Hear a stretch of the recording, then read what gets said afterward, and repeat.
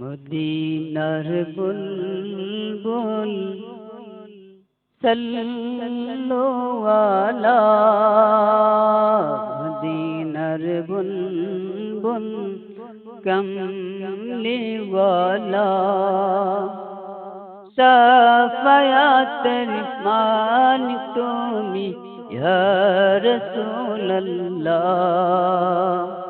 শাফায়াতের মালিক তুমি ইয়া রাসূলুল্লাহ মদিনার বুলবুল